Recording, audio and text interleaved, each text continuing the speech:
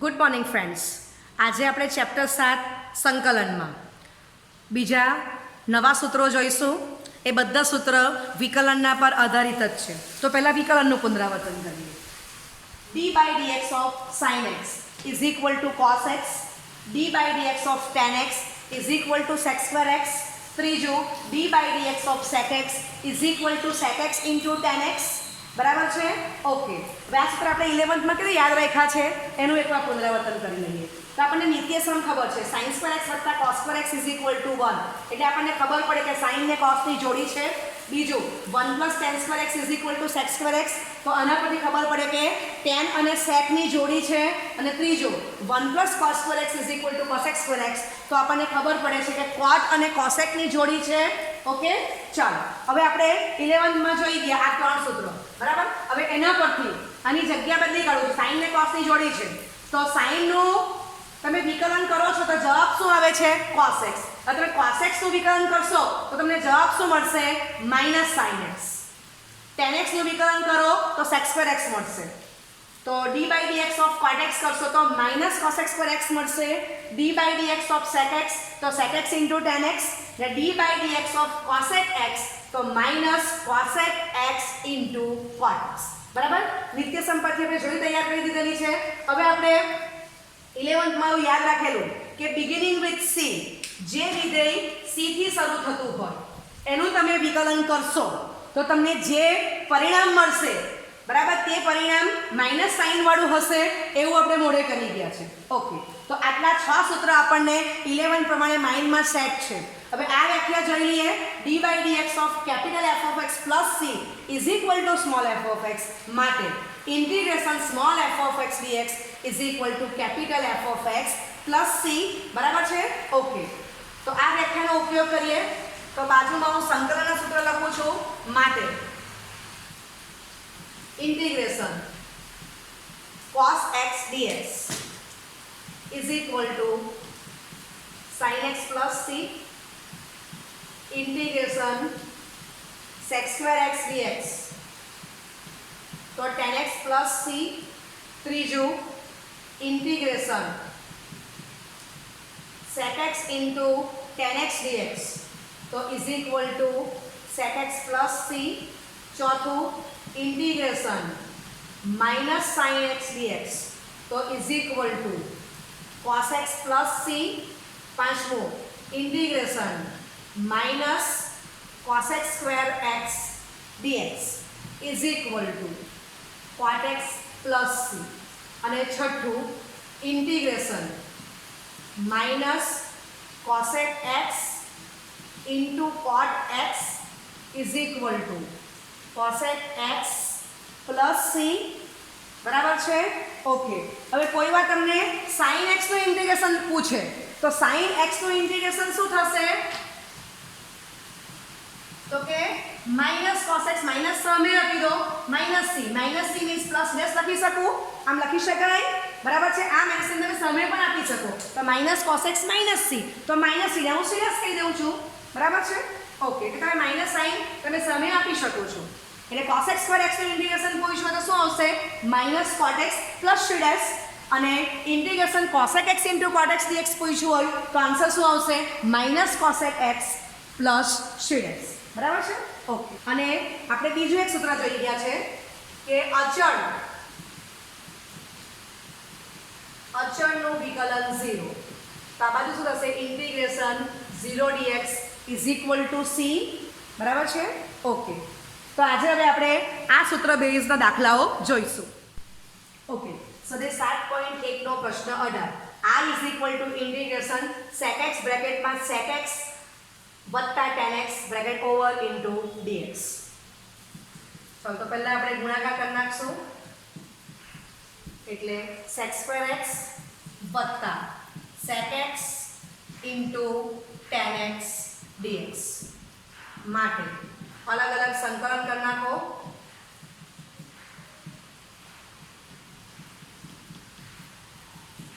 ચાલો હવે આપણે વિકલન માઇન્ડમાં રાખવાનું છે. તો આપણને ખબર છે કે tan x નું વિકલન કરો તો sec square x મળશે. માટે sec square x નું સંકલન કરવાથી આપણને શું મળશે? tan x. બરાબર છે? ચાલો ત્યાર પછી આપણને ખબર છે કે d/dx ઓફ sec x, તો sec x into tan x માટે sec x into tan x નું સંકલન શું આવશે? sec x plus c. Okay, હવે આની એપ્લિકેશનમાં એક દાખલો બાજુમાં આપું છું, sec ને બદલે cosec ને tan ને બદલે હું માઇનસ cot મૂકી દઉં છું, તો શું મળશે? Integration cosec square x minus cosec into cot x dx માટે I is equal to integration cosec square x dx minus integration બરાબર cosec x into cot x dx. ચલો ફરી પાછું યાદ કરો બરાબર. તો આપણને ખબર છે કે cot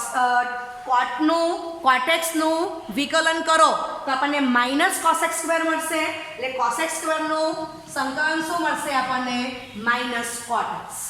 ચાલો એ જ પ્રમાણે તમે જોયું કે ભાઈ cosec નું વિકલન કરો તો માઇનસ cosec ઇન્ટુ cot મળે, તો માઇનસ cosec ઇન્ટુ cot નું શું મળશે?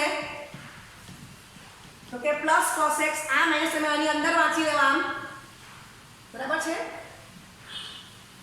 Okay plus c. ક્લિયર? 7.1 નો 20મો દાખલો. I is equal to integration 2 minus 3 sin x upon cos square x dx. ચાલો બાજુમાં એક દાખલો આપણે એક્સ્ટ્રા બનાવી દઈએ છે, sin ને cos ની જગ્યા બદલી કરીએ બરાબર. તો integration 2 minus 3 cos x upon sin square x dx છેદ is greater than 0, છેદ is greater than 0 બરાબર છે. ચલો સંકલન માટે આપણને ભાગાકારનો નિયમ ખબર જ નથી બરાબર છે, તો આપણે અલગ અલગ ભાગાકાર કરીએ. તો 2 upon cos square x minus 3 into sin x upon cos x into 1 upon cos હું આમ લખી શકું.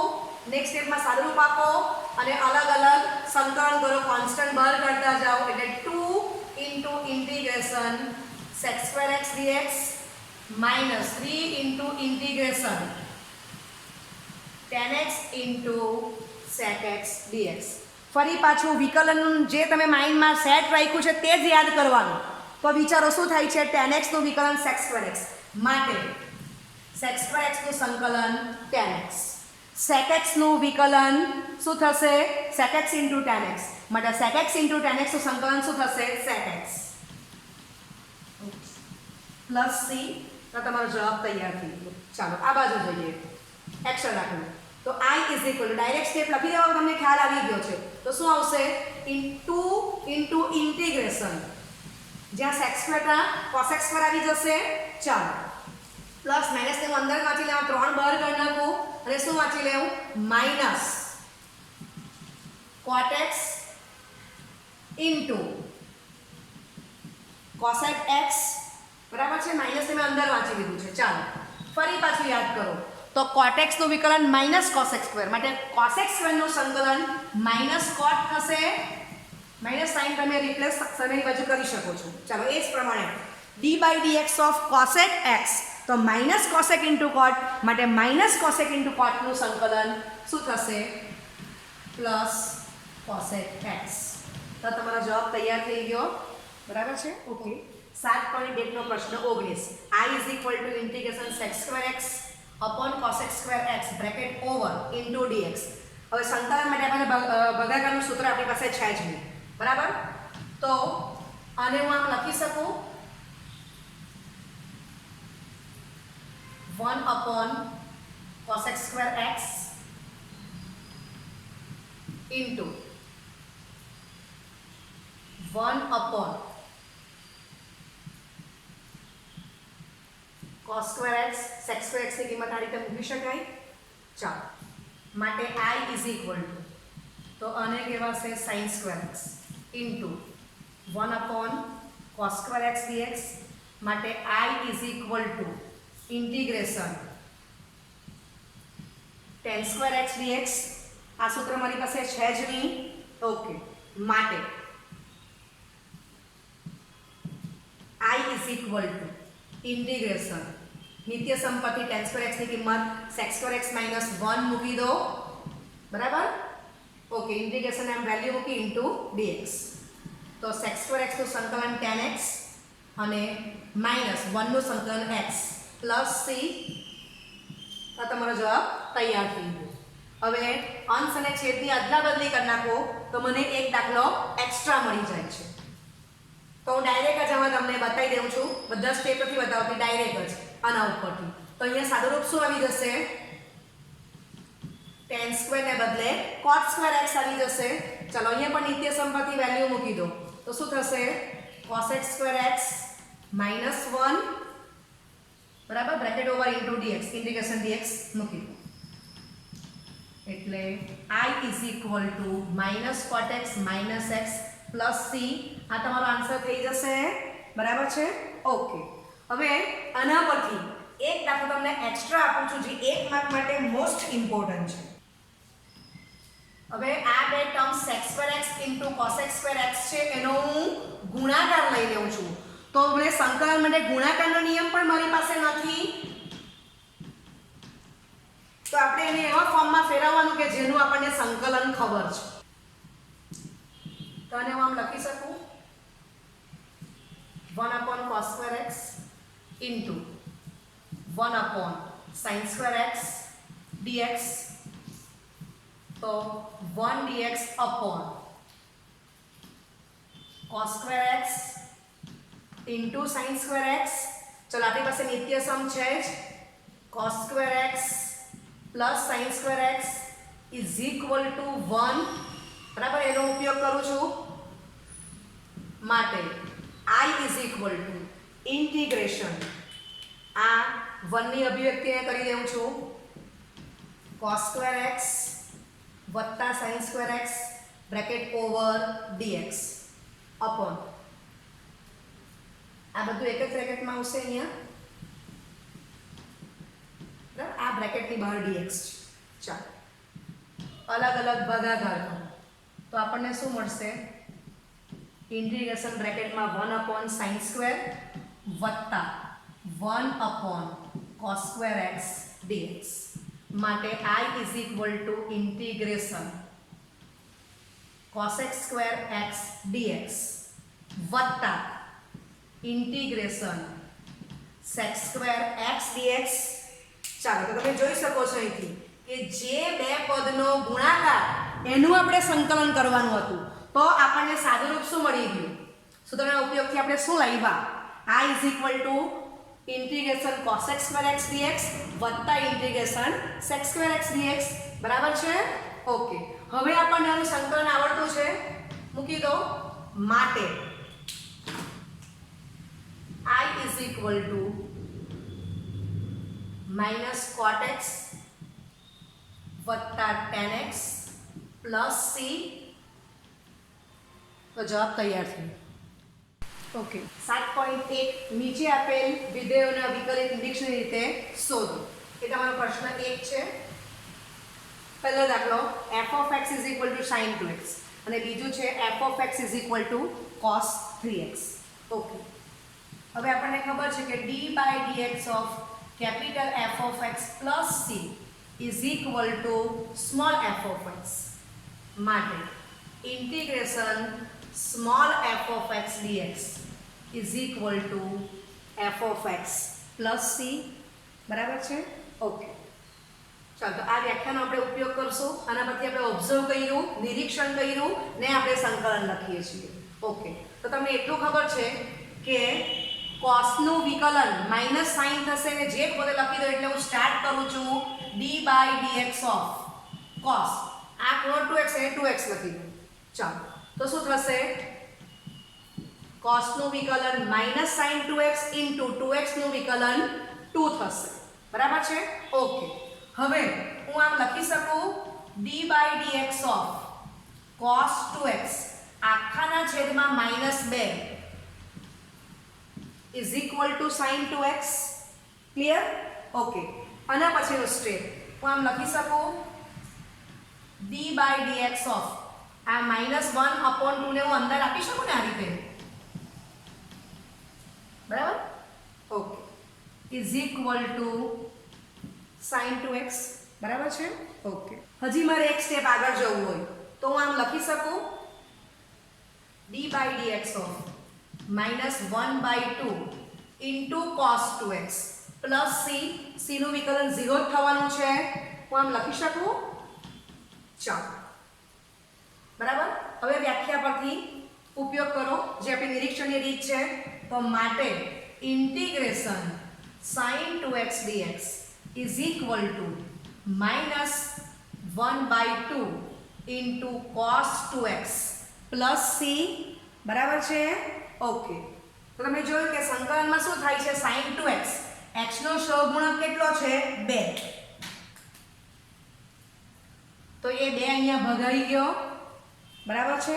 ઓકે, ચાલો હવે બીજું f of x is equal to cos 3x છે. તો આ દાખલો ગણવો છે તો મને એટલું સમજ પડે કે sin નું વિકલન cos માં આવશે તો હું sin લખું, અહીંયા ગુણો 3x તો અહીંયા તમે 3x મૂકી દો. ચાલો, is equal to cos 3x into 3x નું વિકલન 3 થશે. બરાબર. માટે 1/3 into d by dx of sin 3x is equal to cos 3x.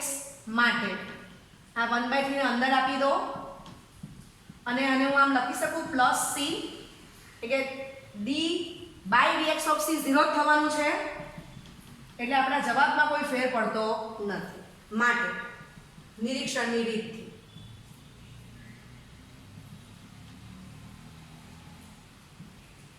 integration cos 3x dx is equal to 1/3 into sin 3x plus c. બરાબર. ચાલો, તો અહીંયા શું થયું? x નો સહગુણક 3, તો જે જવાબ મળ્યો તેમાં 3 તમે જો કે ભાગાકારમાં છે. બરાબર છે. ઓકે, ચાલો હવે ત્રીજો દાખલો આ જ ટાઇટલમાં.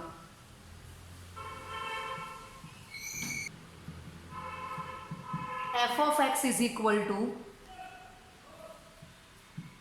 e raised to 2x. તો તમને ખબર છે કે e raised to x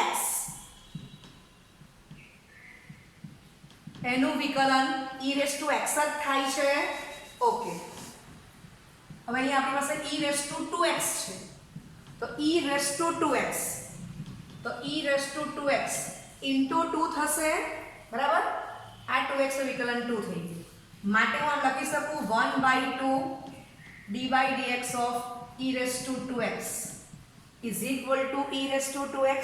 ચલો, 1/2 ને અંદર આપી દો અને આપણે c પણ એડ કરી દઈએ તો d by dx of 1/2 into e raised to 2x plus c લખી શકું છું કારણ કે d by dx of c 0 થવાનું છે. માટે નિરીક્ષણની રીતથી integration e raised to 2x dx is equal to e raised to 2x by 2 plus c.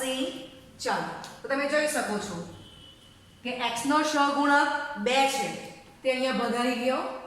Okay, ચોથો દાખલો f of x is equal to ax plus b whole square.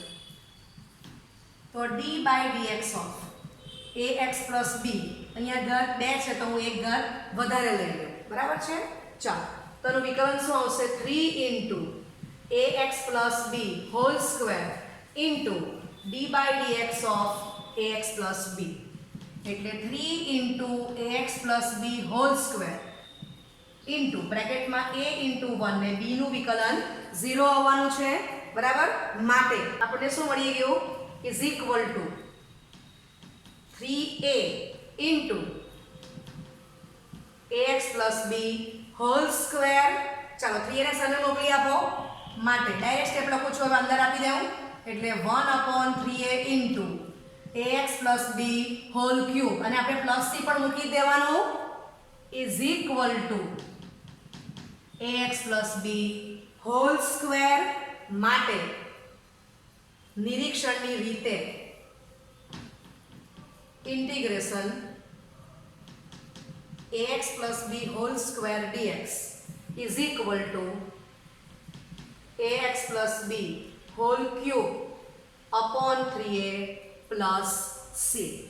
ચલો હવે તમે અહીંયા ઓબ્ઝર્વ કરશો તો શું છે આ ઘાત 2 તો એક ઘાત વધી ગઈ તે જ ઘાત ભગાઈ ગઈ x નો સહગુણક a આ બાજુ ગુણાકારમાં છે તો જવાબમાં a ભાગાકારમાં આવી ગયો બરાબર છે ઓકે તો સ્વાધ્યાય 7.1 માં પ્રશ્ન 1 નો 5મો દાખલો એ તમને હોમવર્કમાં આપું છું પ્રશ્ન 16 અને 17 એ પણ તમને હોમવર્કમાં આપું છું હવે નેક્સ્ટ લેક્ચરમાં આપણે સંકલન માટે આદેશની રીત શીખવાના છીએ બરાબર તો આ લેક્ચરમાં જે દાખલા આપણે નિરીક્ષણની રીતે કર્યા છે એ જ દાખલામાં આપણે આદેશ લઈને દાખલો ગણશું બરાબર છે અને જોઈએ કે જવાબ સરખો આવે છે કે નહીં okay thank you very much